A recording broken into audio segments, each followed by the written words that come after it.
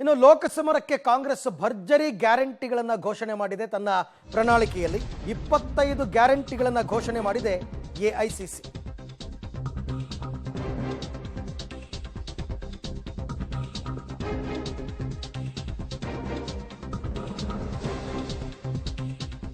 ನಲವತ್ತೆಂಟು ಪುಟಗಳ ಪ್ರಣಾಳಿಕೆಯಲ್ಲಿ ಹಲವಾರು ಭರವಸೆಯನ್ನ ಕಾಂಗ್ರೆಸ್ ನೀಡಿದೆ.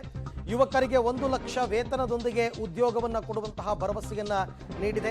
ಮಹಿಳೆಯರಿಗೆ 1 ಲಕ್ಷದವರೆಗೆ ಮಹಾಲಕ್ಷ್ಮಿ ಸ್ಕೀಮ್ ಅನ್ನ ಘೋಷಣೆ ಮಾಡಿದೆ. ನರೇಗಾ ಸ್ಕೀಮ್ ಅಡಿಯಲ್ಲಿ 400 ರೂಪಾಯಿ ಕನಿಷ್ಠ ವೇತನವನ್ನು ಕೊಡ್ತೀವಿ. ಅಂದರೆ IND ಒಕ್ಕೂಟ ಏನಾದರೂ ಅಧಿಕಾರಕ್ಕೆ ಬಂದರೆ ಅಲ್ಪಸಂಖ್ಯಾತರಿಗೆ ಕಾನೂನಿನ ಅಡಿ ಭದ್ರತೆಯನ್ನು ಕಲ್ಪಿಸಿಕೊಡೋದು, ದೇಶಾದ್ಯಂತ ಜಾತಿ ಗಣತಿಯನ್ನು ನಡೆಸ್ತಕ್ಕಂಥದ್ದು. ಈ ಹಿಂದೆ ಎಲ್ಲ ರಾಹುಲ್ ಗಾಂಧಿ ಅವರು, ಮಲ್ಲಿಕಾರ್ಜುನ್ ಖರ್ಗೆ ಅವರು ಬೇರೆ ಬೇರೆ ಸಂದರ್ಭಗಳಲ್ಲಿ ಏನೇನು ಭರವಸೆ ಕೊಟ್ಟಿದ್ರು ಎಲ್ಲವನ್ನ ಕೂಡ ಪ್ರಣಾಳಿಕೆಯಲ್ಲಿ ಅಡಕವನ್ನು ಮಾಡಿದ್ದಾರೆ. ನ್ಯಾಯಪತ್ರ ಹೆಸರಿನಲ್ಲಿ ಚುನಾವಣಾ ಪ್ರಣಾಳಿಕೆಯನ್ನು ಕಾಂಗ್ರೆಸ್ ಇವತ್ತು ಬಿಡುಗಡೆ ಮಾಡಿದೆ. ತನ್ನ ಪಕ್ಷದ ಬಿಡುಗಡೆ ಪ್ರಣಾಳಿಕೆಯನ್ನು ಯುವಕರಿಗೆ 1 ಲಕ್ಷ ವೇತನದೊಂದಿಗೆ ಉದ್ಯೋಗವನ್ನು ಕೊಡ್ತೀವಿ. ಮಹಿಳೆಯರಿಗೆ 1 ಲಕ್ಷದವರೆಗೆ ಮಹಾಲಕ್ಷ್ಮಿ ಸ್ಕೀಮ್ನಡಿ ಹಣವನ್ನು ಕೊಡ್ತೀವಿ. ಇನ್ನು ನರೇಗಾ ಸ್ಕೀಮ್ ಅಡಿಯಲ್ಲಿ ಉದ್ಯೋಗ ಖಾತ್ರಿ ಯೋಜನೆಯಲ್ಲಿ 400 ರೂಪಾಯಿ ಕನಿಷ್ಠ ವೇತನವನ್ನು ಕೊಡ್ತೀವಿ ಅಂತೆಲ್ಲ ಒಂದಷ್ಟು ವಿಚಾರಗಳ ಬಗ್ಗೆ ಮಾತನಾಡಿದ್ದಾರೆ. आज मुझे ये भी याद करना है कि बाबू जगजीवन राम का जन्मदिन भी है, और जो बाबू जगजीवन राम हमारे पार्टी में बहुत साल तक 1947 से लेकर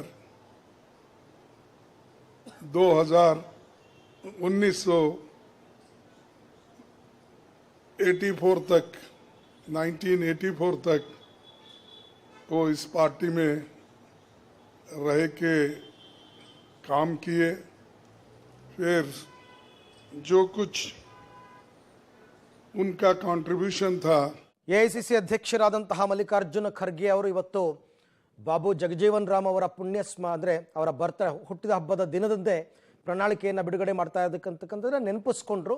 ಜೊತೆಗೆ ಪ್ರಣಾಳಿಕೆಯಲ್ಲಿ ಏನೆಲ್ಲ ಅಂಶಗಳಿದೆ, ಏನೆಲ್ಲ ಅಂಶಗಳು ಅಡಕವಾಗಿದೆ ಅಂತಕ್ಕಂಥದ್ದನ್ನ ನ್ಯಾಯಪತ್ರ ಅಂತಕ್ಕಂಥ ಹೆಸರಿನಲ್ಲಿ ಇವತ್ತು ಪ್ರಣಾಳಿಕೆಯಲ್ಲಿ ಅವರು ಘೋಷಣೆ ಮಾಡಿದ್ದಾರೆ. हमारे बैंक अकाउंट बंद कर दिए. हमारे पास ओरिजिनल रास्ता जो था वही हमारा रास्ता है.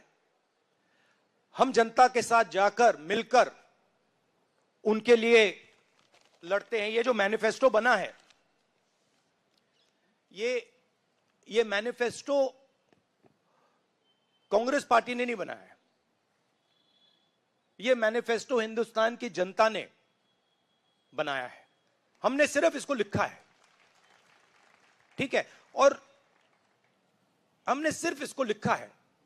जो किसानों ने हमें बताया, खारगे जी को बताया, मुझे बताया, बाकी नेताओं को बताया, वो हमने लिखा है. चाहे वो रोजगार की बात हो, चाहे वो कॉन्ट्रैक्ट लेबर की बात हो, हजारों लोगों से बात करके हमने ये हिंदुस्तान की आवाज है, ये लिखी है.